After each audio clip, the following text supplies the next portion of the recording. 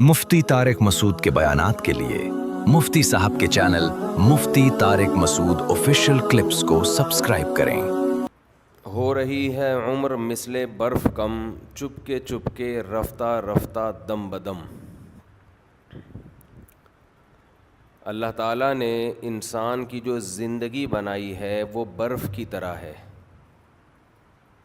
جیسے برف جب رکھی ہوئی ہوتی ہے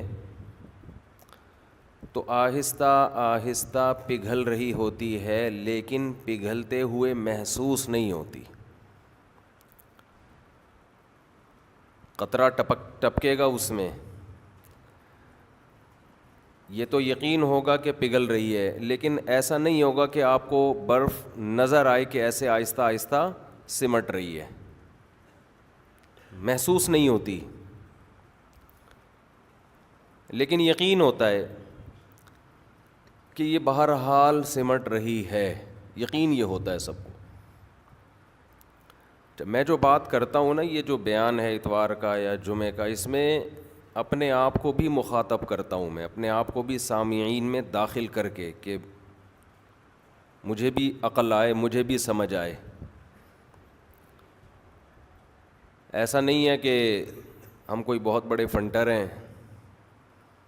کوئی بہت بڑے بزرگ ہیں اور آپ کو سمجھا رہے ہیں، تو اپنے آپ کو بھی مخاطب بناتا ہوں، اپنے آپ کو بھی کہتا ہوں کہ تو انسان کا بچہ بن جا بھائی، انسان بن جا، کیونکہ یہ باتیں تو کامن سینس کی ہیں نا، سب کے لیے ہیں۔ اللہ نے پیغمبر صلی اللہ علیہ وسلم کو جو احکام دیے نا، تو نبی صلی اللہ علیہ وسلم کو حکم دیا ان کو سمجھائیے، تو پیغمبر تو معصوم ہوتے ہیں، ان سے گناہ نہیں ہوتا، لیکن میں اور آپ میں سے کوئی بھی معصوم نہیں ہے، ہر شخص کو نصیحت کی ضرورت ہے، مجھے بھی، آپ کو بھی۔ جو اپنے آپ کو فنٹر سمجھنا شروع کر دیں نا، تو اس کا مطلب یہ ہے کہ وہ تو ٹھیک ہو ہی نہیں سکتا، اور یہ بات خوب اچھی طرح سمجھ لیں کہ جو لوگ دعوت کا کام کرتے ہیں، لوگوں کو برائیوں سے روکنے کا کام کرتے ہیں، یہ خوب سمجھ لیں ان کے بگڑنے کے چانسز زیادہ ہوتے ہیں۔ آپ حیران ہوں گے یہ کس طرح کی بات کر رہا ہوں میں۔ جو دوسروں کو نصیحت کرتے ہیں نا، یہ کرو، یہ نہیں کرو، یہ برا ہے، یہ اچھا ہے، ان کے اپنے خراب ہونے کا چانس، بولو نا، زیادہ ہے۔ کہو گے یار یہ کس قسم کی باتیں کر رہے ہیں مولانا صاحب؟ بھئی یہ بالکل صحیح قسم کی بات کر رہا ہوں۔ وجہ اس کی یہ ہے کہ انسان برائیوں سے بچتا ہے، نیکیوں پہ آتا ہے اللہ سے تعلق کی بنا پر، اللہ سے محبت کی بنا پر، لوگوں سے تعلق کی بنا پر نہیں۔ سمجھتے ہو؟ جب دوسروں کی فکر کرتا ہے نا، یہ ٹھیک نہیں ہے، یہ صحیح نہیں ہے، اس کو صحیح کر لو، تو اس کا اپنا اللہ سے تعلق کمزور ہونے لگتا ہے۔ اللہ سے اپنا تعلق مضبوط جب ہوتا ہے جب انسان اللہ سے راز و نیاز، مناجات، ذکر، تلاوت، نماز، تنہائی میں دل لگائے اللہ کے ساتھ۔ تو جو لوگوں میں رہے گا تو اس کا تو لوگوں سے کنیکشن بحال ہوگا نا، اللہ سے تھوڑی ہوگا۔ مشکل ہے بھائی، ڈیفیکلٹ۔ لوگ یہ سمجھتے ہیں کہ ہم جو سارا دن کہتے رہتے ہیں نا، دفتروں میں آپ نے دیکھے ہوں گے کچھ خلیفے ہوتے ہیں، دیکھا ہوگا نا، بولتے بہت ہیں، یہ کر لو، یہ نہیں کرو، یہ صحیح ہے، یہ غلط ہے، یوں ہے، یوں ہے، اکثر عمل میں وہ پیچھے ہوتے ہیں، اور خاموش مزاج لوگ اکثر عمل میں آگے ہوتے ہیں۔ سمجھتے ہیں؟ خلیفے ہوتے ہیں ہر جگہ، اسکول میں خلیفے ہوتے ہیں، ہم نے دیکھے ہیں، کلاس میں 2-3 خلیفے، دفتروں میں 2-3 خلیفے، ہم تو ان کو پیار سے خلیفے کہتے تھے، اب آپ لوگ پتہ نہیں کیا کہتے ہیں، پنچایتی بھی کہتے ہیں، اور بھی کچھ لفظ ہیں نازیبا ہیں، وہ ممبر پہ بتانے کے نہیں ہے، کبھی آپ چھاؤں میں الگ میں ملاقات کریں گے تو ہم بتائیں گے، یہ بھی ہوتے ہیں، بولتے بہت ہیں، ہر وقت بولنا، یہ صحیح، یہ غلط، یہ صحیح، یہ غلط۔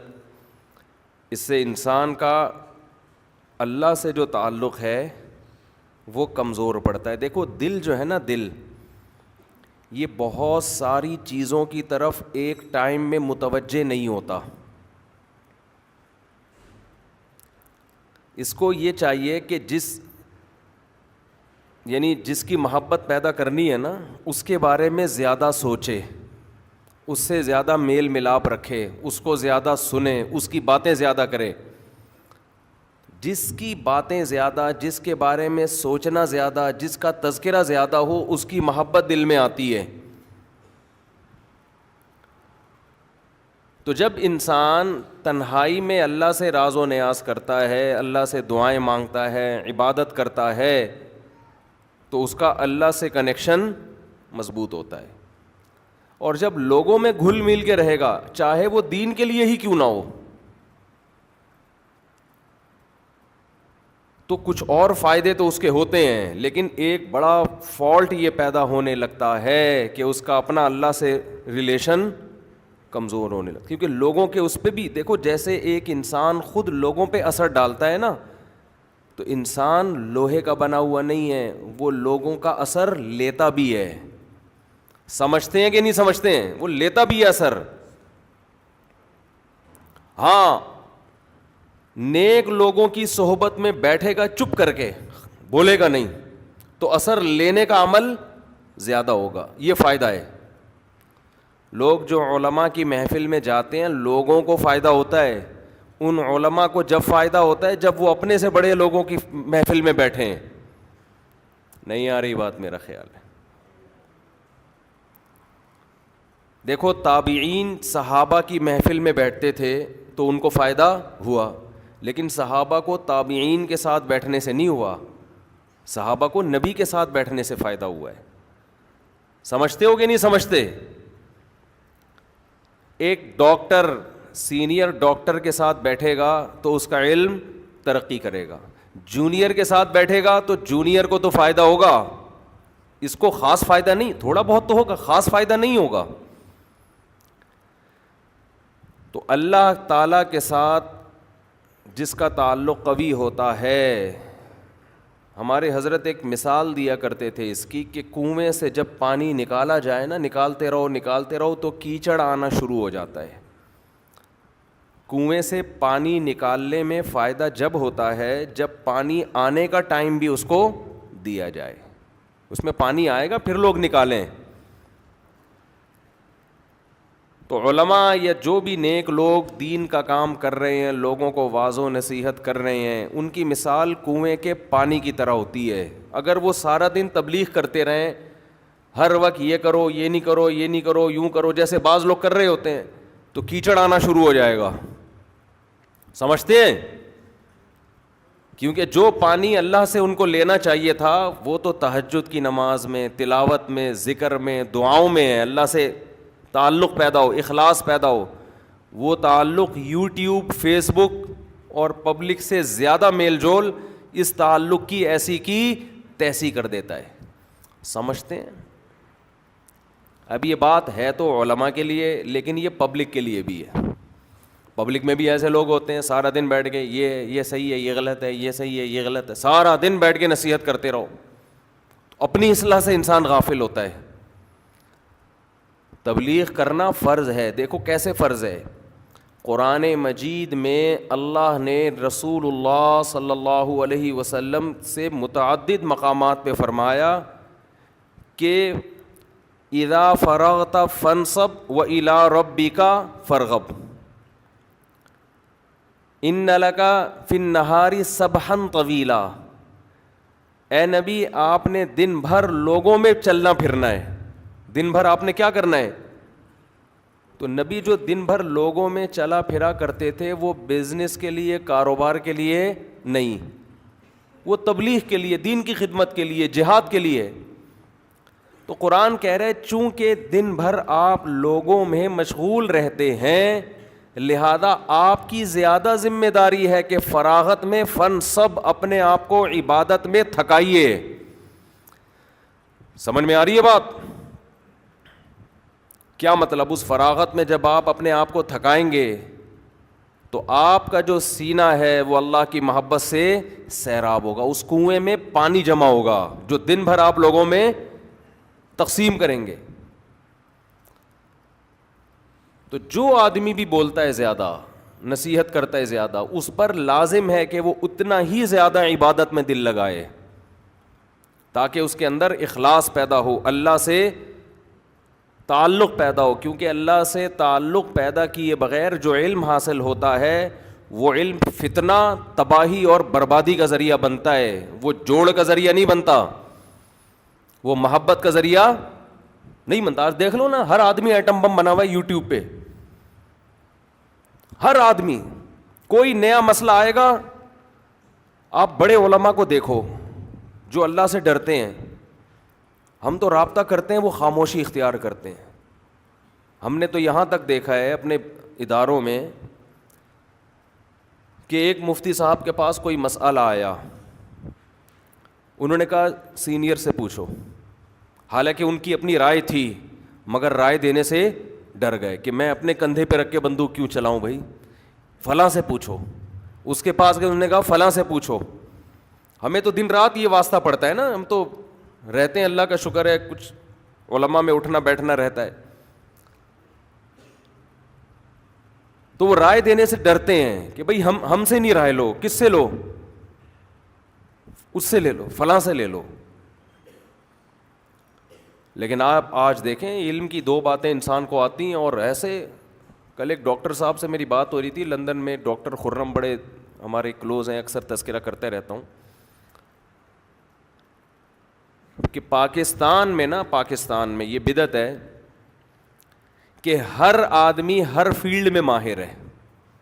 سمجھ رہے ہیں, ہر آدمی ہر فیلڈ میں بولو ماہر.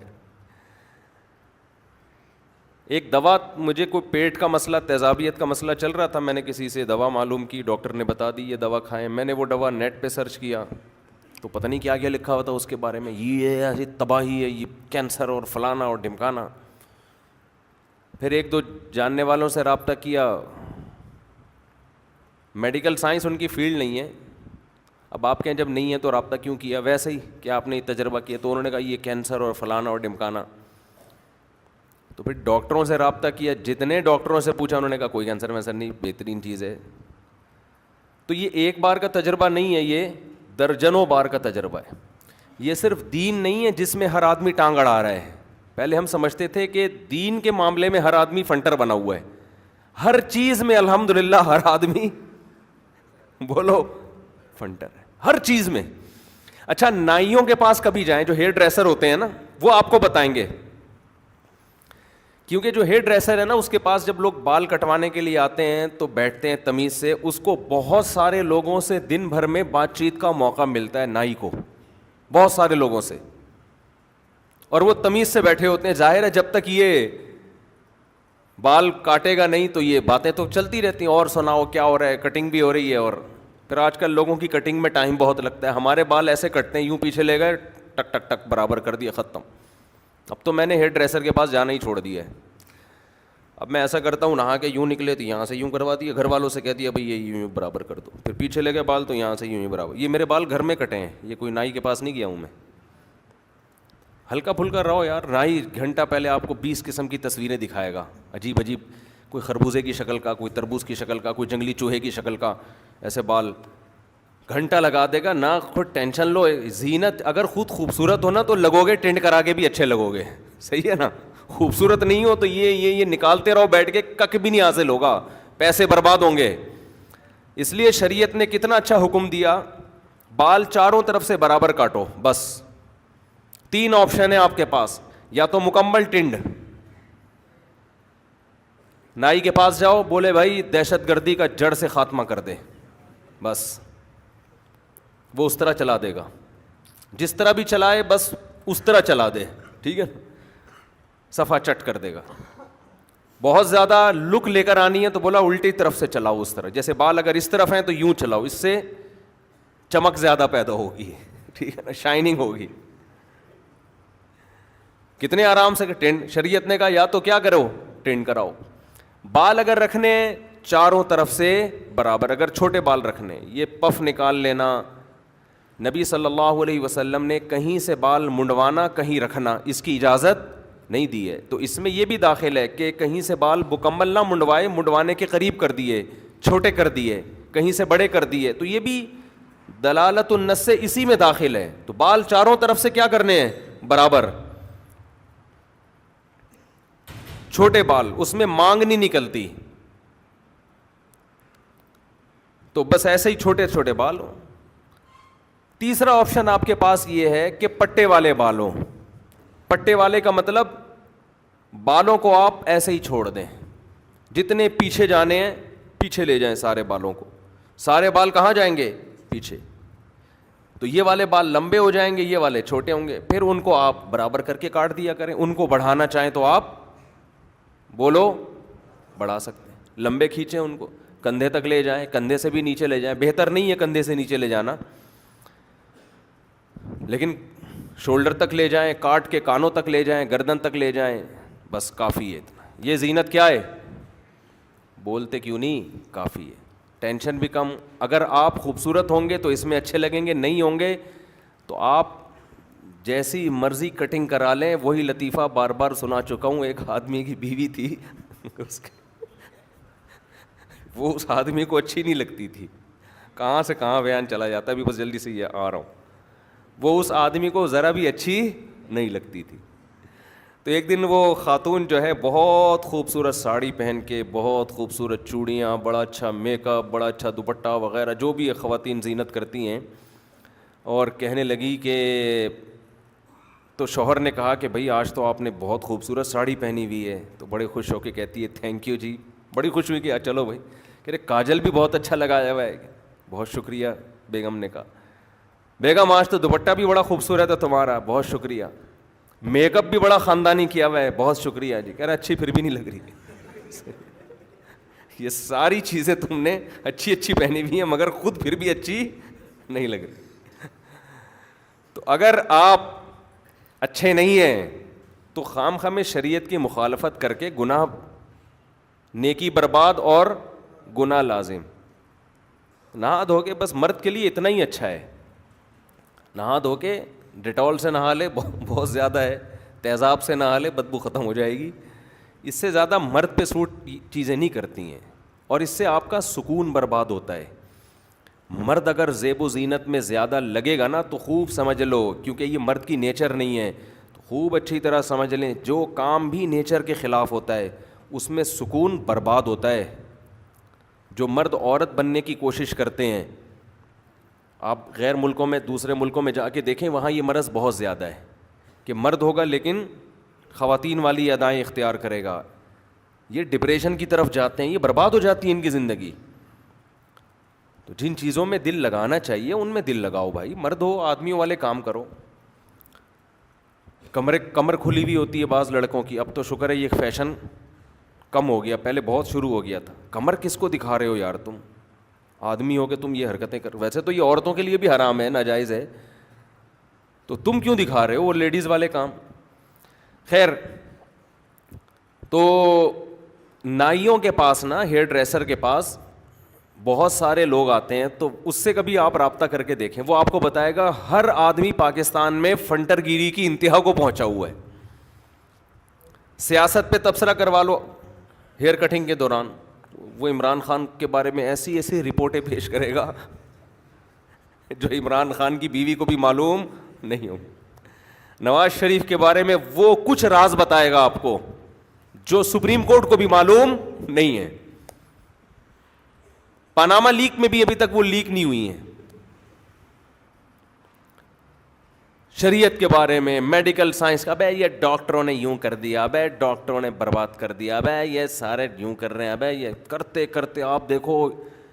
ارے بھائی, نبی صلی اللہ علیہ وسلم کا ارشاد ہے, من صمت نجا, جو خاموش رہ گیا نجات پا گیا. صحیح حدیث ہے یہ. ان السمع والبصر یہ میں نے آیت پڑھی کون سی تھی, میں موضوع سے ہٹ نہ جاؤں. یہ ہاں, یہ اس سے تو شروع ہوا تھا لیکن یہاں آیا کیسے, میں موضوع سے ہٹ جاتا ہوں پھر یہ بڑا غلط ہو جاتا ہے. بات میں نے شروع کہاں سے کی تھی یار, میں جو موضوع ہاں اصل بات ہے تنہائی میں عبادت, یہ ٹاپک تھا, تنہائی میں عبادت, اس پہ آنا ہے ہم نے. تو قرآن کیا کہہ رہا ہے, یہ تنہائی میں عبادت کا جو میں فلسفہ بیان کر رہا ہوں نا, یہ کیوں, یہ اس لیے کہ جو زیادہ بولتا ہے نا اس کے ہلاک ہونے کا خطرہ زیادہ ہے. اس کو تنہائی میں عبادت کی, یا تنہائی میں نہ بھی ہو, عبادت کی کثرت کی ضرورت دوسروں سے زیادہ ہوتی ہے. اس کو دوسروں سے زیادہ عبادت کی کثرت کی ضرورت ہے کہ وہ زیادہ عبادت کرے, اللہ سے تعلق مضبوط رکھے. بولنے سے انسان کی روحانیت ختم ہوتی ہے, سمجھ رہے ہیں؟ تو نبی صلی اللہ علیہ وسلم نے فرمایا من صمت نجا, جو خاموش رہا وہ نجات پا گیا. اور قرآن میں کیا فرمایا اللہ نے, ان السمع والبصر والفؤاد کل اولئک کان عنہ مسئولا. فرمایا کان سے, آنکھوں سے, یہاں تک کہ دل سے, ہر چیز کے بارے میں تم سے قیامت کے دن سوال ہوگا. دل میں آپ نظریات کیا رکھتے ہیں, آپ باتیں سنتے کیا ہیں. آج بہت سے لوگ کہتے ہیں, ہم جب لوگوں کو کہتے ہیں نا کہ گمراہ لوگوں کو مت سنو, اکثر آپ نے ایک جملہ سنا ہوگا, لوگ کہتے ہیں یار سنو سب کو. یہ بہت کامن ورڈ ہے نا, سنو سب کو. یہ 100% غلط ہے. کچھ ڈائلاگ بولنے میں بہت اچھے ہوتے ہیں اور بڑا براڈ مائنڈڈ بن کے لوگ بتا رہے ہوتے ہیں, ہم تو نہیں روکتے کسی کو کہ کسی کی تقریر سنو, بھائی سب کی سنو. لیکن آپ نے اہل حق علماء کو کبھی نہیں دیکھا ہوگا جو یہ کہتے ہیں کہ سب کی سنو, کبھی نہیں کہتے. وہ کہتے ہیں نہیں, گمراہ لوگوں کو مت سنو, فلاں کو مت سنو, فلاں کو مت سنو, فلاں کو مت سنو. تو لوگ ایسے موقع پہ کہتے ہیں یار یہ اپنی دکانیں چلا رہے ہیں, اصل میں یہ چاہتے ہیں کوئی کسی کو نہ سنے, بس انہیں کو سنا جائے تاکہ ان کی دکانیں چلتی رہیں.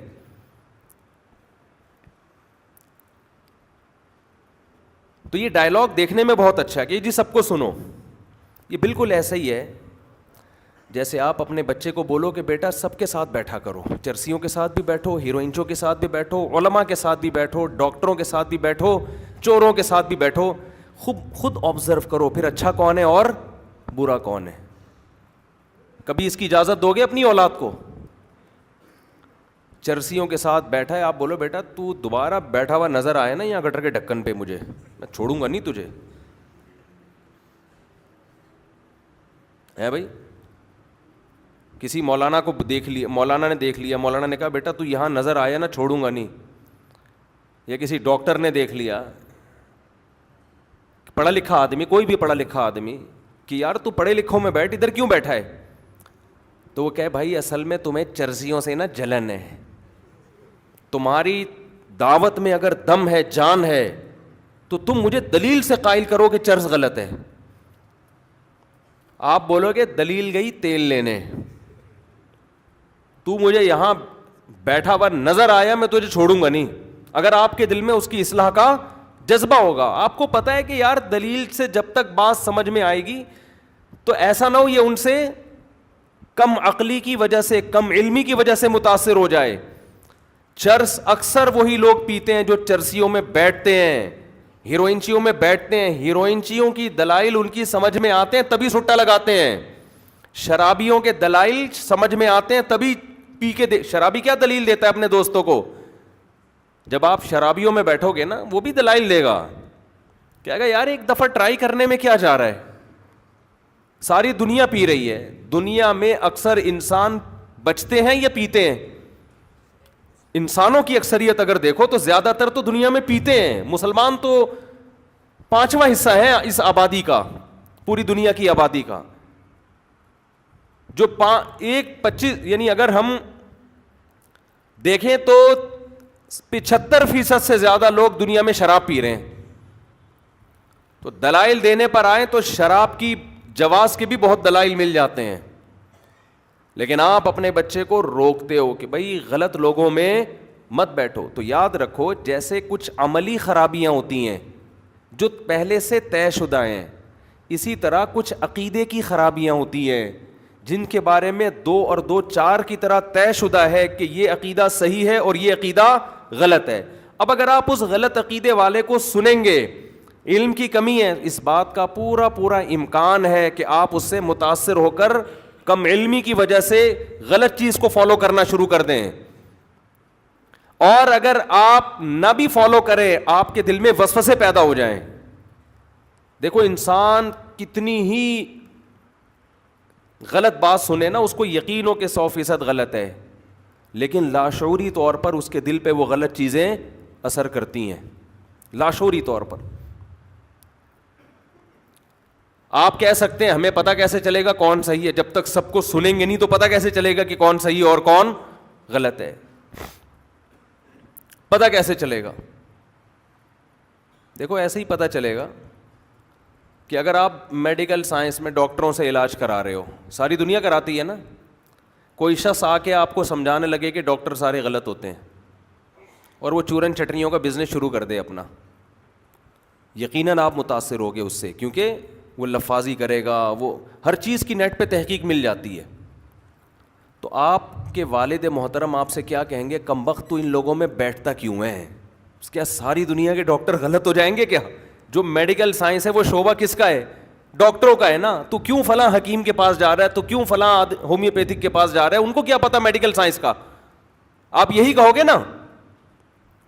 کتنے لوگوں کی زندگیاں اناڑی حکیموں نے برباد کی ہیں کہ نہیں کی ہیں؟ اناڑی حکیموں کی بات کر رہا ہوں. تو جو اوریجنل ہوں گے, جو سرٹیفائیڈ ہوں گے, وہ کیا کہیں گے, بھائی ایسے لوگوں کے پاس تم جاتے کیوں ہو, ان کی سنتے کیوں ہو, ایسی ویب سائٹ پہ تحقیق کیوں کرتے ہو جو ویب سائٹ خود ریلائبل نہیں ہے, کوئی سرٹیفائیڈ نہیں ہے وہ. ہر چیز کی آپ کو تحقیق انٹرنیٹ پہ بھی ملے گی. عام آدمی تحقیق کر نہیں سکتا, وہ غلط متاثر ہو جاتا ہے. تو تحقیق کا اصول یہ ہے کہ اہل تحقیق سے کی جائے جو اس فیلڈ کے ماہر ہے. میڈیکل سائنس کس کی فیلڈ ہے؟ ڈاکٹروں کی. آپ نے کسی دوا کے سائیڈ ایفیکٹ معلوم کرنے, آپ انٹرنیٹ پہ سرچ نہ کریں, آپ ڈاکٹر سے پوچھیں. میں آپ ایک چھوٹی سی بات آپ کو بتاتا ہوں. ایک ڈاکٹر صاحب کو میں نے فون کیا, میں نے کہا ڈاکٹر صاحب یہ اس دوا کے تو اتنے سائیڈ ایفیکٹ لکھے ہوئے انٹرنیٹ پر, اور آپ نے یہ دوا ہمیں تجویز, کسی ڈاکٹر نے ہمیں یہ دوا تجویز کی, حالانکہ اس کے تو اتنے سائیڈ ایفیکٹ ہیں. تو ڈاکٹر نے بڑی خاندانی مثال دی.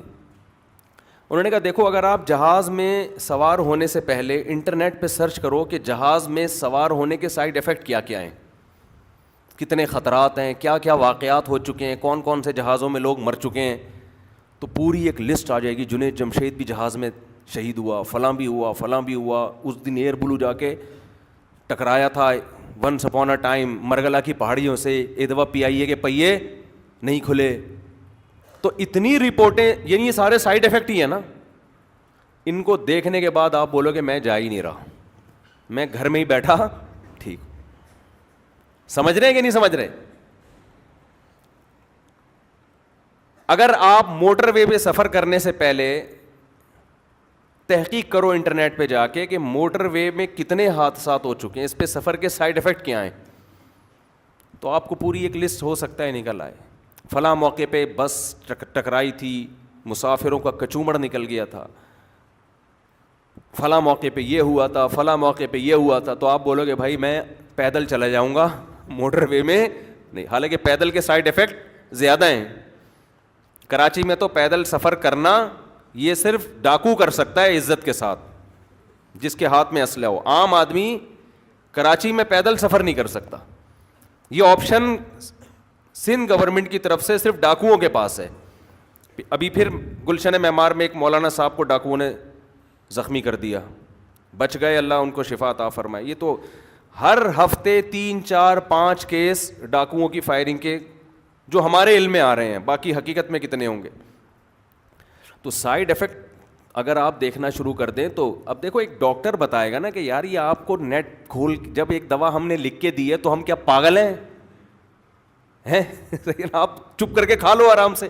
اب آپ جاؤ گے اس کی سائیڈ ایفیکٹ دیکھنے لگو گے تو پتہ نہیں کیا کیا نکلے گا.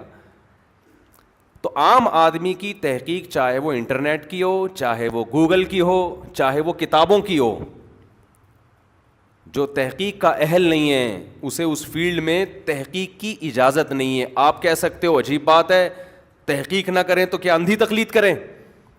اس کا جواب یہ کہ دیکھو تحقیق علماء یا کسی فیلڈ کے ماہرین کی تحقیق کا اسٹائل الگ ہوتا ہے, عامی آدمی کی تحقیق کا اسٹائل الگ ہوتا ہے. میڈیکل سائنس میں آپ تحقیق کرنا چاہو گے تو اس کی تحقیق کا اسٹائل یہ ہے کہ ماہر ڈاکٹروں سے رابطہ کرو گے کہ جی یہ کیا ہے, اور اگر دین کی تحقیق کرنا چاہو گے تو اہل حق علماء سے رابطہ کرو گے. آپ کسی خوراک کے بارے میں تحقیق کرنا چاہو گے, میں نے کہیں پڑھ لیا کہ یہ جو لہسن ہے نا, انٹرنیٹ پہ یاد رکھو صحت کے نام پہ الو بنانے کی دکانیں ایسی کھلی ہوئی ہیں کہ اللہ کا واسطہ دے کے کہتا ہوں آپ یہ نہ دیکھا کرو. میں تو کبھی کبھار دیکھتا ہوں نا, اللہ کی پناہ اتنے کانفیڈنس کے ساتھ بکواس کر رہے ہوتے ہیں, جھوٹ بول رہے ہوتے ہیں, لوگوں کی صحتوں سے کھیل رہے ہیں. یہ والی کھانے ادرک کے قہوے, اور یعنی اللہ معاف کرے وہ جو ہے نا آج کل آتی ہے ایک لونگ, آپ انٹرنیٹ پہ یوٹیوب پہ سرچ کرو, ایسا لگتا ہے لونگ اور ہیرے میں کوئی فرق ہے ہی نہیں. اتنے فائدے لونگ کے. ایک صاحب نے کل میں پڑھ رہا تھا کہ اس نے کہا 1 کلو گوشت میں وہ طاقت نہیں ہے جو لونگ کے 2 دانوں میں ہے. اللہ پھر یہ کٹوں کی جگہ لونگ ہی پیدا کر دیتا بھائی. اتنی بڑی بڑی داڑیاں رکھ کے پھینکے جا رہے ہیں, اتنے کانفیڈنس کے ساتھ جھوٹ بولتے ہیں. اور اس میں ہر طرح کے بڑی بڑی داڑیوں والے بھی ہیں اور 3 پیس سوٹ والے بھی ہیں. بڑی داڑیوں والوں سے یہ آتا ہے کہ یار یہ بزرگ آدمی ہے, یہ تو غلط بات کرے گا ہی نہیں. اور 3 پیس سوٹ سے لگتا ہے بھائی امریکہ سے آیا ہے, انگلش بول رہا ہے, میدے کو اسٹمک بول رہا ہے, گردے کو کڈنی بول رہا ہے. یہ تو جھوٹ یہ انگلش بول رہا ہے بھائی. اور ٹیلی ویژن کے چینل بھی ان کو پروموٹ کر رہے ہیں. لوگ کہتے ہیں یار یہ اتنے بڑے ٹی وی چینل میں آ رہا ہے تو غلط کیسے ہو سکتا ہے. دیکھو چینل والوں کو عام طور پر اس سے غرض نہیں ہوتی کہ یہ ماہر ہے یا غیر ماہر, وہ کہتے ہیں اس کا عوام میں اثر کتنا ہے, پبلک اس کو کتنا جانتی ہے, ان کو ریٹنگ بڑھانی ہے نا. تو جب بھی کوئی ایسا آیا کرے نا, میں پہلے بہت متاثر ہوں ان چیزوں سے, اپنے تجربے شیئر. اس کا بھی دین سے تعلق ہے. آپ کہہ سکتے ہیں مولوی صاحب کیا باتیں لے کے بیٹھ گئے ہیں. قرآن کہہ رہے ہیں نا, لا تقف ما لیس لک بہ علم, جس چیز کا علم نہیں ہے اس کے پیچھے مت چلو. تو یہ دین دنیا ہر چیز کے بارے میں قرآن کہہ رہا ہے. کسی بھی چیز کے بارے میں آپ کو نالج نہیں ہے تو جس کو نالج ہے اس سے پوچھو بھائی. تو میں ایسے نا ایک دفعہ میں نے پوری ڈائری تیار کی, کسی طرح ہے بڑے زبردست قسم کے نا 3 پیس سوٹ ٹائی میں اور انگلش میں, میں نے تو پورا نوٹ تیار کر لیے. میں نے کہا یار یہ تو بڑی خاندانی معلومات ہیں, لونگ اور ادرک اور لہسن اور پتہ نہیں 2-4 چیزیں اور ملا لیں ایسی خاندانی کے بس. اب میں نے کہا گھر میں اب سب کچھ گھر سے کچن سے باہر نکال دو. صبح لونگ سے ناشتہ ہوگا, دوپہر کھانا بھی لونگ کے پراٹھے. پراٹھے کیسے چھوڑیں بھائی.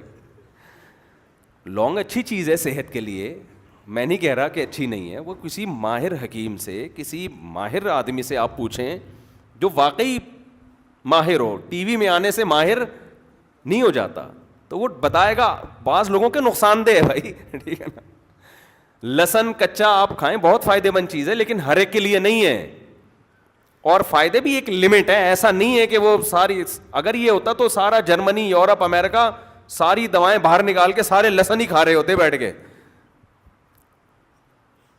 ساری دنیا لہسن ہی کھا رہی ہوتی بیٹھ کے, ہر چیز کا علاج اگر اس میں ہوتا. پھر اس میں تیزابیت بھی تو ہے نا. لہسن آپ کچا کھائیں گے, وہ ایسڈ ہے, تیزاب ہے وہ. ہمارے ایک دوست نے صبح نہار منہ انٹرنیٹ پہ دیکھ کے سرکہ پینا شروع کر دیا. صبح نہار. اب آپ بتاؤ یار, ایسڈ ہے وہ تو آنتوں کو جا کے کاٹے گا کہ نہیں کاٹے گا. اور بڑی فخر سے کہہ رہے میں پتلا ہونا شروع ہو گیا. میں نے کہا پتلے ہونے کے ساتھ ساتھ بہت ساری چیزیں آپ کی آہستہ آہستہ غائب ہو جائیں گی, ٹھیک ہے نا. سمجھ شارٹ ہوتی چلی جائیں گی مارکیٹ سے چیزیں. یہ ایسڈ ہے, تیزاب ہے جو تم پی رہے ہو. تو لونگ کے فائدے ایسے لگے گا آپ کو بس. لہسن تو ہو ہٹو بچو ہو گیا بھائی. لہسن تو فائدے مند چیزیں, لیکن ایک ہر چیز کی ایک لمٹ ہے. اچھا, تو لوگ 2 چیزیں دیکھ رہے ہوتے ہیں. یا تو دیکھ رہے ہوتے ہیں کہ جی حکیم صاحب کا چہرہ بڑا نورانی, وہ حکیم ہوتے بھی نہیں ہیں. اور حکیم اگر ہیں بھی تو آپ کو کیا پتا کہ صحیح ہے کہ غلط ہے. تو اس لیے جو میں اپنے تجربہ ایک جلدی سے بتا کے بس آگے چلتا ہوں, جو لمبی لمبی چھوڑ رہا ہے نا وہ کبھی بھی اچھا حکیم نہیں ہو سکتا, یہ ذہن میں رکھو. جو کہہ رہے ہیں نا بس میرے پاس ایسا علاج ہے, میں یوں کر دیتا ہوں, میں نے یہ ٹھیک, وہ تو پھینکو ہے ایک نمبر کا. کبھی بھی صحیح آدمی ہوگا وہ کبھی بھی وہ کہے گا نارمل جیسے سب علاج کرتے ہیں ہم بھی ویسے ہی کرتے ہیں, ہم کوئی مریخ سے نہیں اترے ہیں, ٹھیک ہے نا. کوشش کریں گے, اللہ کرے ٹھیک ہو جاؤ, نہیں ٹھیک ہوئے. ایک بڑے اچھے حکیم تھے, ان کے پاس ایک مریض گیا پیٹ کے علاج کے لیے, انہوں نے بہت دوائیں دیں تو وہ نہیں فائدہ ہوا. تو حکیم صاحب نے کہا بیٹا میں تو یہی کر سکتا ہوں, اس کے علاوہ میرے پاس اور کوئی حل نہیں ہے, اب آپ کہیں اور چلے جائیں. اور وہ واقعی بڑا ماہر حکیم تھے, وہ انتقال ہو گیا, اللہ مغفرت فرمائے ان کی. تو ماہر آدمی تو یہ کہتا ہے بھائی میں کیا کروں یار, یہ اس سے زیادہ میرے بس میں نہیں ہے. لیکن آپ دیکھو اتنا بڑی بڑی پھینکی جا رہی ہیں. تو انٹرنیٹ پہ خوب اچھی طرح سمجھ لیں. ہاں میں بتا رہا تھا, میں نے پوری صفوں کے نوٹس لکھ دیے نا, لونگ کے اور ادرک کے, اور یار وہ تو فلانا یونیورسٹی سے فارغ ہیں, یہ پتہ نہیں کہاں کہاں سے. پھر میں نے ڈاکٹروں سے رابطہ کیا, مختلف لوگوں سے, انہوں نے کہا کہ یہ آدمی ایک نمبر کا پھینکو ہے, ٹھیک ہے. کہیں ایسا نہ ہو آپ کسی خاص آدمی کی طرف آپ کا ذہن چلا جائے, آپ کا دماغ وہاں نہیں جائے گا. ایسا نہ ہو کسی کے کو آپ اچھے بھلے آدمی کو بولیں کہ مفتی صاحب ان کے بارے میں. لوگ یہ بھی کرتے ہیں میرا بیان لے کے نا کسی بندے کا لگا کے چلا دیتے ہیں ساتھ میں, حالانکہ اس بندے کے بارے میں نے نہیں کہا ہوتا. میں تو ایک جنرلی اصول بیان کر رہا ہوں کہ اگر آپ دیکھ رہے ہیں 3 پیس سوٹ میں, ٹائی میں, یا داڑھی میں, پگڑی میں, تو آپ ماہرین سے رابطہ کریں کہ یہ تحقیق ہے, یہ کیا اس میں کس حد تک دم ہے.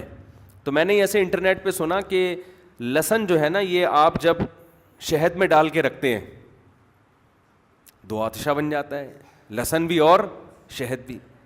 تو اس کو نہار منہ کھائیں, اس شہد کو کھائیں, اس میں لہسن کا پانی آ گیا, ہٹو بچوں ہو جائے گا, یعنی بڑی زبردست صحت ہو جائے گی, کولیسٹرول ختم ہو جائے گا, اور رگوں میں ایسے خون دوڑنا شروع کر دے گا. تو ایک اچھے حکیم ہیں, میں نے ان سے رابطہ کیا, کچھ ماہر معلوم ہوتے ہیں, ان سے رابطہ, انہوں نے کہا یہ کتاب الحمقاء نام کی ایک کتاب ہے جس میں لکھا ہوا ہے احمقوں کی کتاب, اس میں یہ نسخہ لکھا ہوا ہے. صحیح. انہوں نے کہا اس کے کھانے سے ہی ہوتا ہے کہ چہرے کا رنگ پیلا پڑ جائے گا. اب واللہ عالم, یہ میرا شعبہ نہیں ہے, میں بھی اس طرف نہیں آ رہا, بس آپ کو بتانے کا مقصد یہ ہے کہ جو جس کا کام ہے نا میرے بھائی اسی پہ ساجے. تو اگر آپ نے حکمت سے علاج کرانا ہے تو کسی اچھے ماہر حکیم جو ریلائبل آدمی ہو, جو باقاعدہ کسی سے سیکھا ہو, اس نے کسی ادارے میں پڑھا ہوا ہو, اس سے کرائیں. ڈاکٹر تو آپ ڈاکٹر ہیں, MBBS ڈاکٹر ہیں, ان کے پاس جائیں. اور ایک جلدی سے بات سمیٹ کے میں پھر آگے آتا ہوں. ایک بات خوب اچھی طرح سمجھ لیں, حکیموں میں سب میں نہیں لیکن بہت سو میں ایک بڑا فراڈ یہ چل پڑا ہے مارکیٹ میں. وہ یہ چل پڑا ہے کہ انہوں نے حکمت کو مذہب کے ساتھ ملا دیا ہے. سمجھ رہے ہیں, روحانیت اور مذہب کے ساتھ. یعنی بعض حکیم یہ کرتے ہیں, وہ پیر بھی بنے ہوئے ہیں, وہ پیر بنے, یہ دیہاتوں میں یہ چیز زیادہ ہے, شہروں میں ذرا کم ہے. وہ پیر بنے ہوئے ہیں اور پھر اس میں کہ یہ طب نبوی ہے, یہ حدیث میں آتا ہے, یہ فلانا آتا ہے, تو لوگ کہتے ہیں یار ان کے پاس طب کے بارے میں قرآن و سنت کا علم ہے, اور قرآن و سنت کا علم غلط نہیں ہو سکتا. خوب سمجھ لو, حکمت جو ہے نا, طب, یہ مادی علم ہے, یہ روحانی علم نہیں ہے. اس کا قرآن و سنت سے کوئی تعلق, براہ راست کوئی تعلق نہیں ہے. قرآن و سنت میں اس بارے میں چند اصول تو بیان کیے گئے ہیں, لیکن وہ ایسے اصول ہیں کہ ان کو ڈاکٹر بھی مانتے ہیں. اس میں حکیم میں اور ڈاکٹر میں کوئی فرق نہیں ہے. تو بعض حکیم بھرم ڈالنے کے لیے, جیسے کلونجی میں شفا ہے, بخاری کی حدیث ہے, اب شفا تو ہے, ایک یہ مجمل بات ہے, مبہم بات ہے, اس کی حدیث میں زیادہ ڈیٹیل نہیں ہے. اب جب ہم اس کی ڈیٹیل کریں گے تو وہ قرآن و سنت کا لیبل نہیں لگایا جائے گا اس کے اوپر, وہ آپ کی اپنی تحقیق ہوگی. نہیں یاری بات میرا خیال ہے.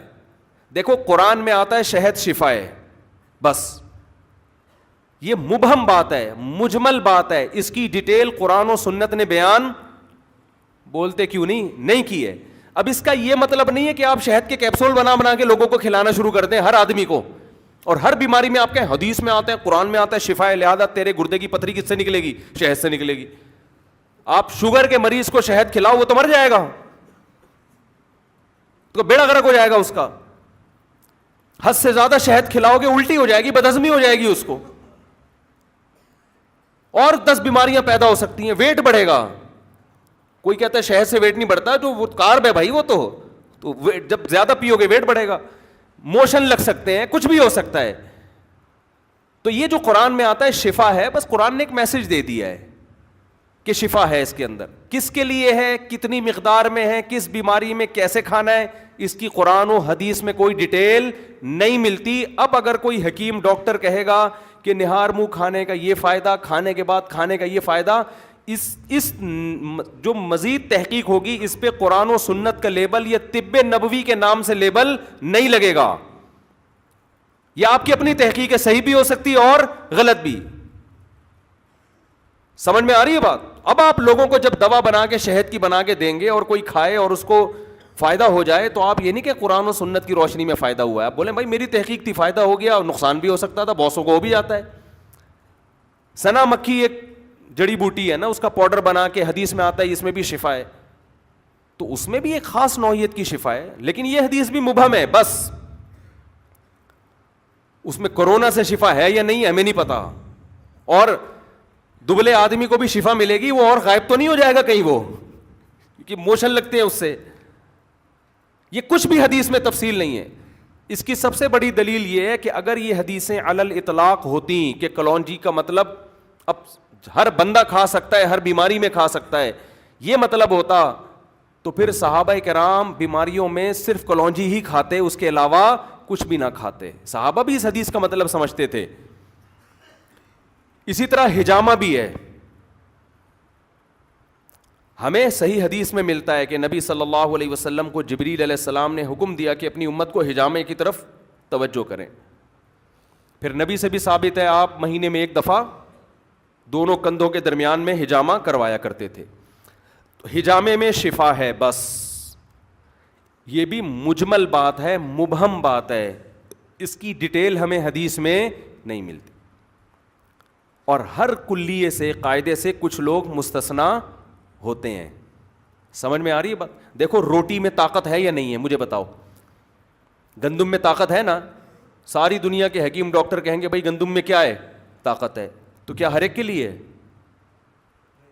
بخار کا مریض تو روٹی کھائے گا تو, یا انڈے میں طاقت ہے؟ بخار کے مریض کو عام طور پہ تجربہ ہے کہ گنڈا کھانے سے مزید بیمار ہو جاتا ہے. وہ بعض لوگوں کا معدہ گندم ہضم ہی نہیں کر پاتا. تو آپ کہیں گے بھی جنرلی ایک اصول ہے, لیکن کوئی بھی دنیا میں اصول 100% کامل نہیں ہوتا کہ ہر ایک پر اپلائی کیا جا سکے. تو کلونجی میں ہر بیماری سے شفا ہے, یہ نبی نے بتا دیا. کس طرح ہے, کس شخص کو کھلانی ہے, کتنی مقدار میں کھلانی ہے, کیا چیز ملا کے کھلانی ہے, یہ تمام چیزیں تحقیق طلب ہیں. تو جب ان چیزوں پہ تحقیق ہوگی تو اس تحقیق کی نسبت حدیث کی طرف نہیں کی جائے گی, اس تحقیق کی نسبت اس شخص کی طرف کی جائے گی جس کی اپنی تحقیق ہے. وہ یہ نہ کہے کہ میں طب نبوی سے علاج کرا رہا ہوں, وہ یہ کہے میں اپنی تحقیق سے علاج کرا رہا ہوں. صحیح بھی ہو سکتا ہے, غلط بھی ہو سکتا ہے. سمجھ رہے ہو کہ نہیں سمجھ رہے ہو؟ تو یہ بھی ایک مادی علم ہے. ایک حکیم آئے تھے 2-4 دن پہلے کوئٹہ سے, انہوں نے کہا کہ یہاں پورے بلوچستان میں یہی شروع کر دیا حکیموں نے, اس پہ روحانیت کے لیبل لگائے ہوئے ہیں, اور نبی کا طب, نبی کی وہ سنت کا وہ لیبل لگا دیا اس کے اوپر. تو کہتے ہیں ایک دن میں نے, وہ خود بھی حکیم ہے ماشاءاللہ, انہوں نے کہا کہ میں نے ایک حکیم صاحب سے کہا کہ حکیموں میں تو یہودی بھی ہیں. صحیح ہے نا, جو طب یونانی تھا نا, آپ ماضی میں جائیں آپ, تو آپ کو اپنے استاذوں میں جو حکیموں کے استاذ ہیں ان میں یہودی بھی ملیں گے, ان میں سکھ بھی ملیں گے, ان میں عیسائی بھی ملیں گے, ان میں ایتھیسٹ بھی ملیں گے. یہ تو ایک دیکھو میڈیکل سائنس, ایک تو یہ جو ترقی جو ہوئی ہے, ایک میڈیکل سائنس ہے جڑی بوٹیوں پہ, تو ہے تو یہ بھی میڈیکل سائنس نا. تو اس لیے اس میں روحانیت کا یہ خواہ میں اس کو قرآن و سنت کا لیبل لگا کے آپ لوگوں کو مذہب سے دور نہ کریں. بعض دفعہ نقصان ہوتا ہے, لوگ کہتے ہیں یار میں نے تو طب نبوی کی اور فائدہ نہیں ہوا, مجھے نقصان ہو گیا. تو جو جتنا ہے اس کو اتنا ہی بولو, رہنے دیں, ٹھیک ہے نا. تو نبی صحابہ نے بھی ان حدیثوں کا یہ مطلب نہیں سمجھا تھا, تو آج سمجھایا جا رہا ہے. اور ان میں اکثر حدیثیں ضعیف اور من گھڑت بھی ہوتی ہیں. ایک صاحب حدیث بیان کر رہے تھے کہ نبی صلی اللہ علیہ وسلم نے صحابہ کو کہا کہ انجیر کھاؤ تو اس سے گھٹنوں کا درد ختم ہوگا. ایسی کوئی حدیث نہیں ہے, سمجھتے ہو. ایک نے کہا کہ حدیث میں آتا ہے کہ صبح نہار منہ شہد کھانے سے یہ فائدہ ہوتا ہے، تو ایسا بھی کچھ نہیں ہے. ایک میں آتا ہے کہ صبح جو کا دلیا کھانے سے پیٹ ایسے دھل جاتا ہے کہ جیسے منہ صابن سے دھویا ہو کسی نے، ایسا بھی کچھ نہیں ہے. سمجھ رہے ہو؟ تو یہ اپنی من گھڑت روایتیں ہیں.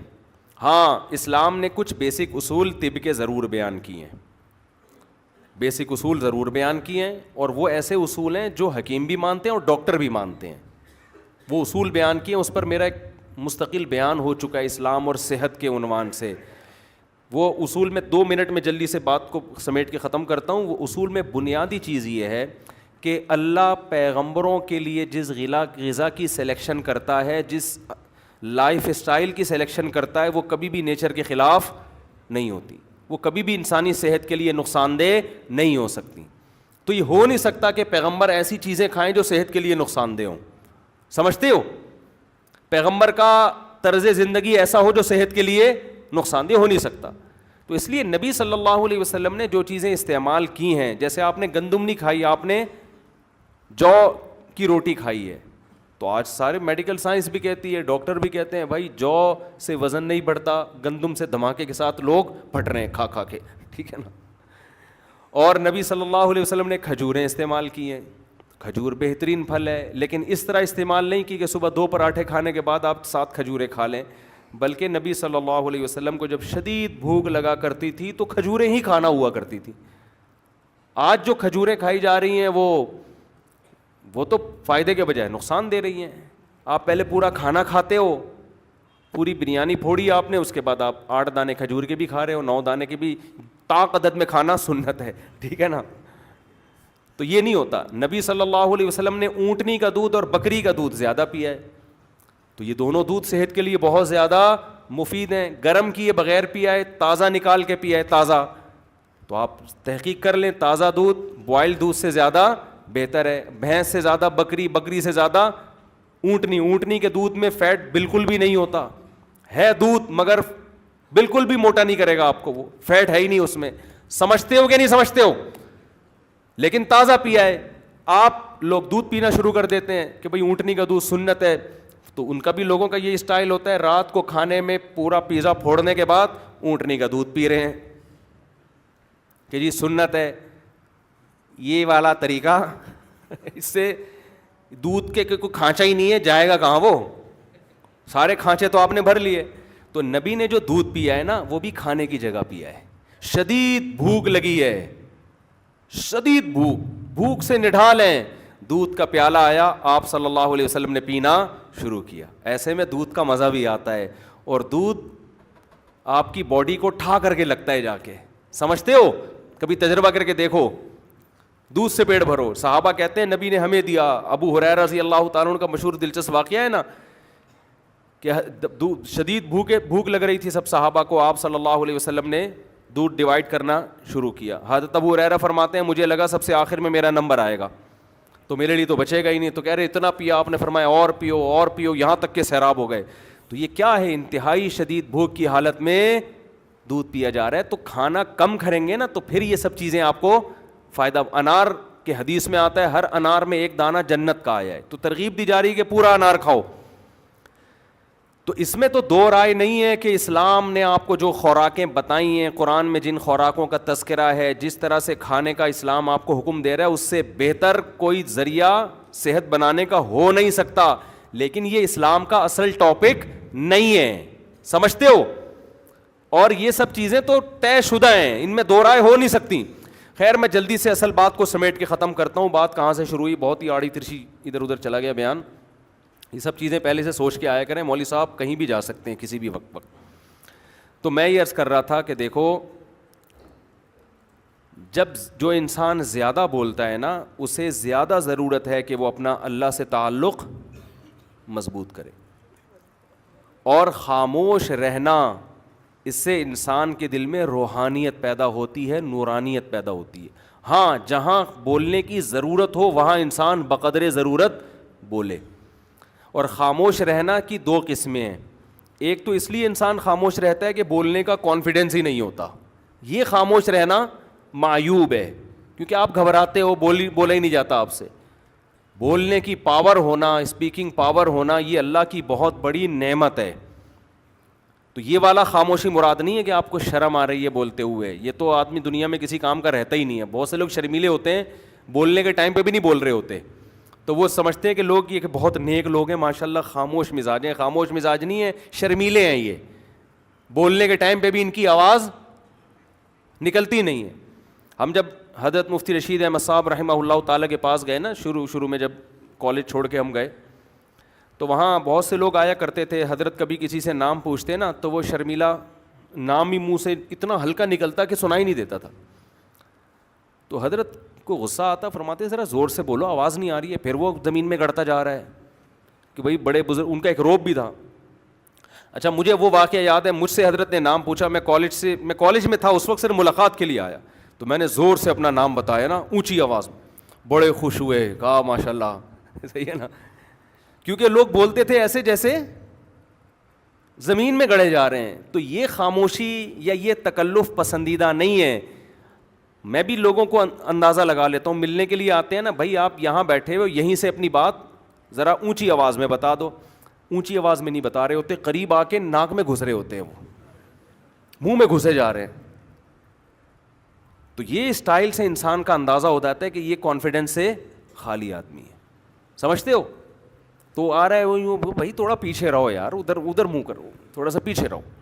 تو وہ گھسے جا رہے ہوتے ہیں, منہ کے اندر گھسے جا رہے ہوتے ہیں. تو یہ خاموشی شریعت میں پسندیدہ نہیں ہے. سمجھتے ہو کہ نہیں سمجھتے؟ وہ بولنا ناپسندیدہ ہے جس میں بولنے کا شوق ہو, تو اس کو شریعت نے پسند نہیں کیا. تو میں جو آیت لے کے چلا تھا بس وہ جلدی سے ترجمہ کر دیتا ہوں, وقت ختم ہو گیا ہے. تو ابھی پھر نماز کے بعد تھوڑی دیر انشاءاللہ 2-4 منٹ اور بول لیں گے, کیا کریں. تو بیٹھے ہیں مجبوراً بولنے کے لیے یہاں پہ. تو دیکھو خوب اچھی طرح سمجھو کہ اللہ تعالیٰ نے جو ہمیں پیدا کیا ہے نا, اس پیدائش کا بڑا مقصد ہے کہ اللہ اور بندے کا تعلق مضبوط ہو جائے. تو یہ تعلق بولنے سے نہیں ہوتا, یہ تعلق تنہائی میں عبادت کرنے سے ہوتا ہے. تبھی قرآن کیا کہہ رہا ہے, ہدی للمتقین, یہ کتاب ہدایت ہے پرہیزگار لوگوں کے لیے, یعنی جو پرہیزگار بننا چاہتے ہیں. الذین یقیمون الصلاۃ, ان کی سب سے پہلی علامت یہ ہے کہ وہ لوگ نماز کو قائم کرتے ہیں. تو اللہ سے تعلق پیدا کرنے کے لیے سب سے مضبوط چیز کیا ہے؟ نماز ہے. اس کے بغیر اللہ سے ریلیشن قائم نہیں ہوتا. نالج میں اضافہ ہو جائے گا, معلومات بڑھ جائیں گی. تو آج سے عزم کریں. دیکھو نماز کی ابتدا فرض سے ہوتی ہے. نبی صلی اللہ علیہ وسلم نے فرمایا کہ انسان جتنا اللہ کے قریب اس عبادت سے ہوتا ہے جو اللہ نے فرض کی ہے, اتنا تقرب کسی اور چیز سے حاصل نہیں کر سکتا. حضرت عمر نے دیکھا کہ ایک صحابی کے بارے میں پوچھا, فجر میں نہیں تھے, تو کسی نے کہا کہ وہ ساری رات عبادت کرتے رہے, آنکھ لگ گئی تھی. تو حضرت عمر نے فرمایا کہ ساری رات سوتے رہتے اور فجر کی نماز جماعت سے پڑھ لیتے, یہ زیادہ محبوب ہے اللہ کو اس بات سے کہ ساری رات عبادت کریں. کیوں؟ ساری رات عبادت فرض نہیں تھی, فجر کی نماز جماعت سے پڑھنا کیا ہے؟ وہ فرض ہے.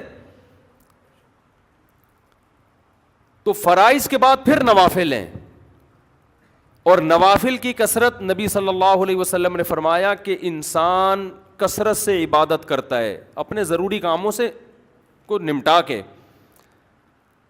فرمایا کہ اتنی عبادت کرتا ہے کہ یہاں تک اللہ تعالیٰ فرماتے ہیں میرا ایسا محبوب بن جاتا ہے کہ میں اس کی آنکھ بن جاتا ہوں جس سے وہ دیکھتا ہے, میں اس کے کان بن جاتا ہوں جس سے وہ سنتا ہے, میں اس کے ہاتھ بن جاتا ہوں جس سے وہ پکڑتا ہے, میں اس کے پاؤں بن جاتا ہوں جس سے وہ چلتا ہے. یعنی یہ مبالغہ ہے. کیا مطلب؟ کوئی کام اس کا پھر میری مرضی کے خلاف نہیں ہوتا, ایسی اللہ کی محبت اسے ملتی ہے. تو بھائی عمل کے لیے صرف علم کافی نہیں ہے, اللہ سے تعلق ضروری ہے. اور یہ خوب اچھی طرح سمجھ لیں, یہ جو آج ڈپریشن, اسٹریس, ٹینشن, یہ سب چیزیں ہیں نا, یہ مسئلے گولیوں سے حل ہونے والے نہیں ہیں, یہ نفسیاتی ڈاکٹروں سے حل ہونے والے نہیں ہیں. اس کا قرآن میں اللہ نے ایک ہی علاج بتایا, فرمایا الا بذکر اللہ تطمئن القلوب. اللہ کا لفظ دیکھو, اللہ کا مطلب خبردار. دیکھو قرآن اگر ایک اعلان کر رہا ہے تو اس کے پیچھے خبردار کا لفظ لگانے کی ضرورت نہیں ہے, بس اللہ کی طرف سے اناؤنسمنٹ کافی ہے. وہ اتنی اناؤنسمنٹ بذکر اللہ تطمئن القلوب کہ اللہ کے ذکر سے لوگوں کو دلوں کو سکون ملتا ہے, یہ اللہ کی طرف سے اتنا کہہ دینا کافی تھا یا نہیں تھا کہ اللہ کو یاد کرنے سے دلوں کو سکون ملتا ہے؟ تو کافی تھا نا اتنا. لیکن اللہ نے کیا فرمایا, الا سنو, یہ اس لیے کہ تمہیں دنیا میں ہر شخص یہ بتا رہا ہوگا, کوئی کہہ رہا ہوگا شراب میں سکون ہے, کوئی کہہ رہا ہوگا نائٹ کلب میں سکون ہے, کوئی کہہ رہا ہوگا لڑکیوں سے دوستیوں میں سکون ہے, کوئی کہہ رہا ہوگا کہ چرس پینے میں سکون ہے, کوئی کہہ رہا ہوگا کہ جی گرم گرم کڑک دودھ پتی پینے میں سکون ہے, کوئی کہہ رہا ہوگا کہ جی چرس میں سکون ملے گا تمہیں, کوئی کہہ رہا ہوگا زنا میں سکون ملے گا, کوئی کہہ رہا ہے ڈپریشن کی گولیاں کھانے میں سکون ہے, کوئی کہہ رہا ہے کہ نفسیاتی ڈاکٹر سے یا سائیکیٹرک سے علاج میں سکون ہے. اللہ فرماتے ہیں الا سنو, میں بتا رہا ہوں یہ سب غلط باتیں کر رہے ہیں. حقیقت میں تمہیں سکون صرف اللہ کو یاد کرنے میں ملے گا, اس کے علاوہ کسی چیز میں نہیں ملے گا.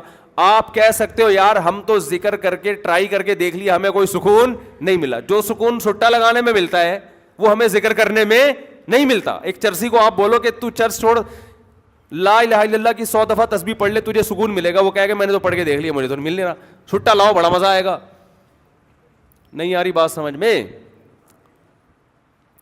جبکہ قرآن کیا کہہ رہا ہے, یہ غلط ہے. قرآن کہہ رہا ہے خبردار یہ سب غلط باتیں کر رہے ہیں. اللہ اگر تو صحیح کہہ رہا ہے تو چرسی کو تو چرس میں جو سکون ملتا ہے وہ تسبیح پڑھنے میں نہیں ملتا. بات آ رہی ہے؟ اصل میں سکون کی ڈیفینیشن ہی آپ نہیں سمجھے.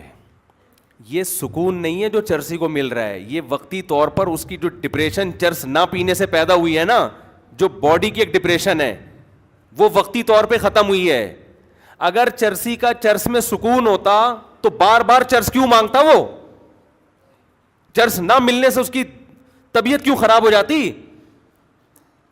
جو موسیقی کے اور گانے سننے کے رسیالے ہیں ان کا سکون اگر دیکھو دنیا میں زیادہ تر ڈپریشن کے مریض گلوکار بنتے ہیں, یہ تحقیق ہے. زیادہ تر ڈپریشن کے مریض جو میوزیشن ہوتے ہیں نا وہ بنتے ہیں, خودکشیاں کر لیتے ہیں. اچھا مجھے بتاؤ چرس میں زیادہ سکون ہے یا ہیروئن میں؟ مجھے یہ بتاؤ. ہیروئن میں زیادہ سکون ہے, ایسا ہی ہے نا؟ اب چرس کا چھوڑنا آسان ہے, ہیروئن کو چھوڑنا مشکل, کیونکہ اس میں جو مزہ ہے وہ چرس میں نہیں ہے. لیکن آپ کو پتا ہے ہیروئن چی کا انجام کیا ہوتا ہے؟ اگر سکون میں ہوتا تو ترقی کرتا, پھلتا پھولتا, صحت اچھی ہوتی, ہنسی خوشی زندگی گزارتا. جو جتنا زیادہ مزے کی لائف گزار رہا ہے نا مصنوعی طریقے سے, وہ اتنا ڈپریشن کا مریض ہے. سمجھتے ہو؟ وہ ڈپریشن کا اتنا زیادہ مریض ہے. اس کی مثال دے کے بس بات ختم کرتا ہوں. دیکھو طاقت کی 2 قسمیں ہیں. ایک طاقت ہوتی ہے جو کھانا کھانے سے آتی ہے. ایک کمزور سا باریک سا انسان جو جیسے آج کل کے ہمارے اکثر کراچی کے نوجوان ہیں, ایسا لگتا ہے ہینگر کے پہ کپڑے لٹکے ہوئے ہیں بس. اب کوئی اسے کہے کہ چلا نہیں جا رہا, بیٹھا نہیں جا رہا, یہ چلا گیا کسی ہیروئنچی کے پاس کہ مجھے طاقت چاہیے. اس نے ہیروئن کا ایک ٹیکا لگا دیا, یہ اچھلے گا نا, چھلانگے مارے گا, کودے گا, ایک دم پاور آ جائے گی, آپ کی بتی سی پھاڑ دی اس نے. کیا مطلب, کیا طاقت آ گئی ہے اس میں؟ بولتے کیوں نہیں؟ نہیں بھائی یہ طاقت نہیں ہے, یہ وقتی ہے, ایک وقتی اس بلڈ کے سرکولیشن کو ایک چیز نے تیز کر دیا. اور یہ چلا گیا کسی ڈاکٹر حکیم کے پاس, حکیم صاحب میں چاہتا ہوں میرے جسم میں طاقت آ جائے. تو حکیم اس کو ڈائٹ پلان لکھ کے دے رہا ہے کہ جم جاؤ, تنکے کے دونوں طرف بٹن لگاؤ, روزانہ اٹھایا کرو. تھوڑے دنوں بعد وہ قمیض کے بٹن ہٹا کے شیروانی کے بٹن لگا دو, پھر ہوتے ہوتے وہ 2 بٹن, اس کے بعد پھر 1-1 کلو کا ویٹ, پھر ایک دن آئے گا ایسے ویٹ اٹھاؤ گے. اور اس دوران یہ پلان, اتنے انڈے کھانے, اتنی روٹیاں کھانی ہیں. اب وہ کہہ رہا ہے یار اس دن چرسی نے ٹیکا لگایا تھا, میں زبردست طاقت آ گئی تھی میری باڈی میں. اور یہ جو ڈاکٹر صاحب بتا رہے ہیں آج میں جم گیا تو جانے کے بعد بجائے طاقت آنے کے میں تو بالکل ہی پڑ گیا زمین پہ. 2 دن تو مجھ سے بستر پہ, میں نے تو پینوڈل کھائی ہے بھائی.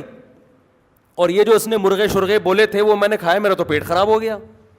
تو ڈاکٹر کیا بولے گا, اب ہے وہ طاقت نہیں ہے, وہ چرسی نے چرس کا ایک ٹیکا لگا دیا تجھ میں جو تو 2 منٹ اچھل رہا ہے, وہ تھوڑے دنوں میں جتنا ہے نا, ابھی تو ہینگر پہ کپڑے نظر آ رہے ہیں, ہینگر بھی غائب ہو جائے گا تھوڑے دنوں میں, صرف کرتا شلوار رہ جائے گا. تو نظر نہیں آئے گا, تو محسوس ہوگا لوگوں کو حقیقت محسوس ہوگا کہ کوئی بندہ تھا, رہے گا نہیں تو. اور میں جو طریقہ بتا رہا ہوں نا, اس میں وقتی طور پر تو بور ہو رہا ہے, درد بھی ہو رہا ہے, پین بھی ہو رہا ہے, ذرا کر کے دیکھ, سال 2 سال کے بعد دیکھنا. آج تو بٹن اٹھا رہا ہے, ٹھیک ہے نا, سال 2 سال کے بعد دیکھنا تیری قمیضیں پھٹنے لگیں گی.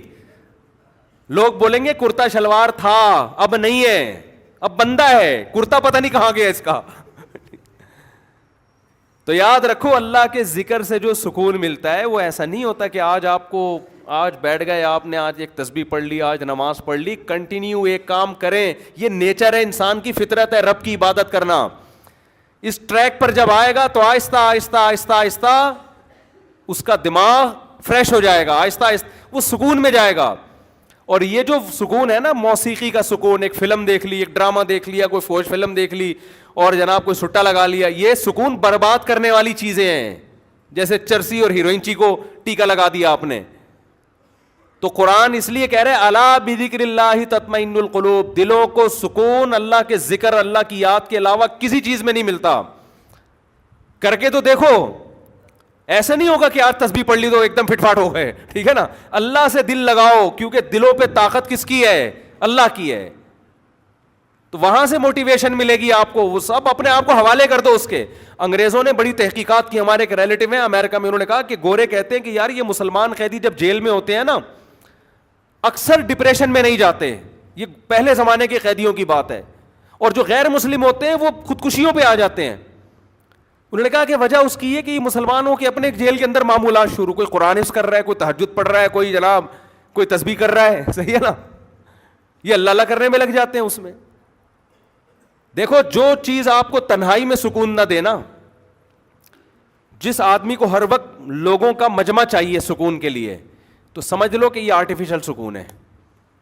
ہم نے اہل اللہ کو دیکھا ہے اکیلے میں سکون سے بیٹھے ہوئے ہیں, جو کہ آج کل کوئی بھی نہیں بیٹھ. اکیلے میں سکون جب ہوتا ہے جب آپ اللہ سے دل لگا لو.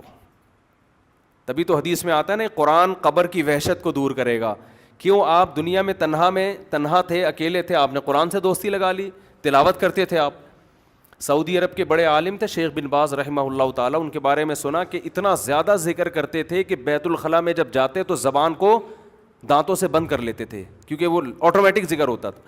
یہی بات یہاں بر صغیر کے ایک عالم گزرے, قاری فتح محمد رحمہ اللہ تعالیٰ, ہمارے شیخ مفتی رشید احمد صاحب کے خلیفہ تھے. وہ قرآن کی تلاوت اتنی زیادہ کرتے تھے کہ جب بیت الخلاء یا واش روم جاتے تو زبان کو دانتوں سے دبا لیتے, کیونکہ آٹومیٹک ان کی زبان پہ تلاوت شروع ہو جاتی. ہم نہیں کہہ رہا کہ آپ اتنے بڑے بزرگ بنے, میں کہہ رہا ہوں بھائی فرض تو پڑھ لو نا. کیا خیال ہے؟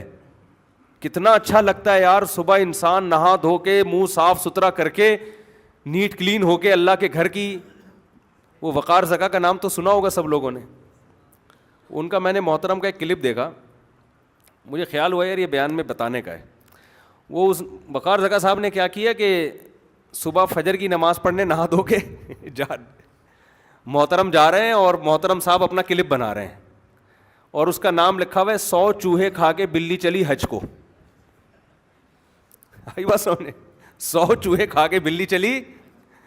مجھے بڑا اچھا لگا, میں نے کہا یار یہ کیا. تو وقار زکا صاحب نے کہا کہ دیکھو ٹھیک ہے, ہم 100 چوہے ہم نے کھائے ہیں دن بھر میں, لیکن ایک کام ہم اچھا کر رہے ہیں. تو یار چلو بلی حج کو جا رہی ہے, تو 100 چوہے کھا کے اگر اس نے غلط کیا تو حج کرنے کے لیے یہ کام تو اچھا کیا نا. تو اس نے کہا آپ صبح صبح اٹھیں, نہائے دھوئیں, اور فجر کی نماز جا کے پڑھیں. تو مجھے اس لیے اچھا لگا کہ یار ایک لبرل آدمی جب اس طرح کی بات کرے گا نا, تو چلو ایک اچھا پیغام دیا نا لوگوں کو کہ یار سارا دن آپ بے شک بیٹھ کے 100 چوہے کھا لو, دن کی ابتدا تو تمیز سے کرو نا. میں نہیں کہہ رہا کہ وہ 100 چوہے کھانے والی بات صحیح ہے غلط ہے, اس بحث میں نہیں پڑھ رہا, کسی کی شخصیت پہ میں نہیں جاتا کہ کون صحیح ہے کون غلط ہے. لیکن میسج بڑا اچھا دے دیا, میں نے بڑی رپلائی کیا, میں نے کہا یار یہ میسج بڑا خاندانی دیا. بہت سے لوگوں کو شاید اس سے خیال ہو کہ یار دن بھر جو مرضی بدماشیاں کریں, دن کی ابتدا تو کم از کم تمیز سے ہو جائے نا. تو صبح صبح نہا دھو کے آپ کبھی نہاؤ نہیں, بے شک سردیوں میں وضو کر لو آپ, ویسے نہا کے آؤ ٹھنڈے پانی سے, مزہ نہ آئے پیسے واپس. سردیوں میں کراچی کی سردی قابل برداشت ہوتی ہے, صبح آپ ٹھنڈے پانی سے نہاؤ, پہلا مگا کاکڑ دن نہ کرے گا, اس کے بعد بالکل ٹائٹ ہو جائے گا حساب کے. یا شاور جب کھولو گے تو پہلی جو چھینٹیں پڑیں گی وہ ایک دفعہ ڈرن کر کے آپ ہلو گے, وائبریشن ہوگی, ری اسٹارٹ ہو جاؤ گے آپ, بڑا ٹائٹ ہو جائے گا کام, بس ختم کر رہا ہوں. تو جب نہا دھو کے آپ آؤ تو آپ دیکھو کیسا سکون ملتا ہے انسان کو. ہماری عبادت جو اسلام نے رکھی ہے نا, اس میں طہارت رکھ دی ہے, اس طہارت سے اس عبادت کا مزہ دگنا ہو گیا ہے. اگر اسلام میں یہ وضو نہ ہوتا, یا اسلام میں نماز کے لیے استنجا نہ ہوتا, اور مسواک نہ ہوتی, دانت صاف کرنے نہ ہوتے, تو پھر نماز کا آدھا مزہ تو خراب ہو جاتا. وضو میں تکلیف ہوتی ہے انسان کو, لیکن یہ وضو انسان کو فریش کر دیتی ہے. پھر پاک کپڑے پہن کے آنے کا حکم ہے, اگر ناپاکی کے ساتھ اجازت ہوتی نماز کی روحانیت ختم ہو جاتی. کتنا اچھا لگتا ہے فجر کی نماز میں, اور جو فجر میں آ گیا اس کا مطلب باقی ساری نمازیں پڑھ لے گا وہ. تو ارادہ کریں میرے بھائی کچھ اللہ کا کو یاد کرنے کی, اور ارادے ابتدا کس سے کرنی ہے؟ فرض نماز سے. اور جرمانہ رکھیں اپنے اوپر. ابھی جتنے لوگ بیٹھے ہوئے ہیں عزم کریں کہ جس کی کل فجر کی جماعت گئی اس کا ناشتہ گیا. ناشتہ اسی دن کرنا ہے جس دن فجر کی نماز جماعت سے پڑھنی ہے. جب تک سزا نہیں دیں گے اپنے آپ کو, انسان کو موٹیویشن نہیں ملتی, انسان کا بچہ بولو نہیں بنتا. سمجھتے ہو؟ اللہ عمل کی توفیق عطا فرمائے. آ گئے دلہن کے وکیل؟ چلیں یہ نکاح پڑھا لوں پھر یہ بات کمپلیٹ کرتا ہوں. جناب اکرام الغنی صدیقی صاحب, سید ذوالفقار حسین صاحب, آپ نے مجھے اجازت دی ہے کہ میں سعد احمد والفیروز احمد کا نکاح 1 لاکھ مہر میں ندا بنت سید مسعود حسین سے کروں, اجازت ہے؟ الحمدللہ نحمدہ ونستعینہ ونستغفرہ ونؤمن بہ ونتوکل علیہ ونعوذ باللہ من شرور انفسنا ومن سیئات اعمالنا من يهده الله فلا مضل له ومن يضلل فلا هادي له ونشهد ان لا اله الا الله وحده لا شريك له ونشهد ان محمدا عبده ورسوله صلى الله تعالى عليه وعلى اله واصحابه وبارك وسلم تسليما كثيرا كثيرا. اما بعد فاعوذ بالله من الشيطان الرجيم. بسم الله الرحمن الرحيم. يا ايها الناس اتقوا ربكم الذي خلقكم من نفس واحده وخلق منها زوجها وبث منهما رجالا كثيرا ونساء واتقوا الله الذي تساءلون به والأرحام إن الله كان عليكم رقيبا. وقال تعالى يا أيها الذين آمنوا اتقوا الله وقولوا قولا سديدا يصلح لكم أعمالكم ويغفر لكم ذنوبكم ومن يطع الله ورسوله فقد فاز فوزا عظيما. وقال النبي صلى الله عليه وسلم النكاح من سنتي وقال فمن رغب عن سنتي فليس مني. وقال النبي صلى الله عليه وسلم تزوجوا الودود الولود فإني مباهي بكم الأمم. وقال النبي صلى الله عليه وسلم تزوجوا ولا تكونوا كرهبان النصارى. جناب سعد احمد والفیروز احمد, میں نے آپ کا نکاح 1 لاکھ مہر میں ندا بنت سید مسعود حسین سے کیا. آپ نے اس نکاح کو قبول کیا؟ زور سے بول دیں نا. جزاک اللہ. دعا کریں اللہ تعالیٰ برکت دے. الحمدللہ رب العالمین والعاقبۃ للمتقین والصلاۃ والسلام علی رسولہ الکریم وعلی آلہ وصحبہ اجمعین. اے اللہ اس نکاح کو اپنے دربار میں قبول فرما. اے اللہ اس کی برکتیں میاں بیوی کو کامل طور پہ نصیب فرما. تادم حیات محبت الفت کے ساتھ زندگی گزارنے کی توفیق نصیب فرما. آپس کے اختلاف و انتشار سے, لڑائی جھگڑوں سے, ہر قسم کے شر فساد سے اللہ ان دونوں کی حفاظت فرما. اس نکاح کو اللہ دونوں کے خاندانوں میں جوڑ کا ذریعہ بنا, دونوں کے خاندانوں میں محبت الفت کا ذریعہ بنا, دونوں کے خاندانوں کو آپس کے اختلاف و انتشار سے اور ہر قسم کے شر سے اللہ محفوظ فرما. جس کی جو جائز مراد ہے اللہ اس کی مراد کو پورا فرما. ربنا آتنا فی الدنیا حسنۃ وفی الآخرۃ حسنۃ وقنا عذاب النار.